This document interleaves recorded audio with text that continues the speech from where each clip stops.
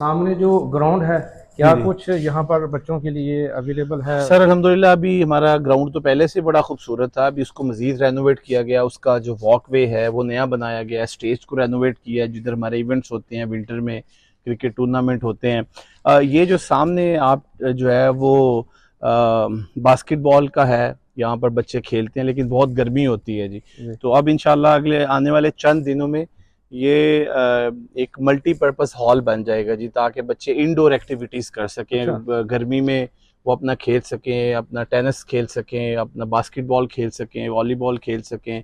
फिर हम कोशिश करेंगे कि जो उनके इंटरेस्ट की चीज़ें हैं जैसे स्नूकर है, बिलियर्ड है, वो सारी हम चीज़ें इधर बच्चों को प्रोवाइड करें।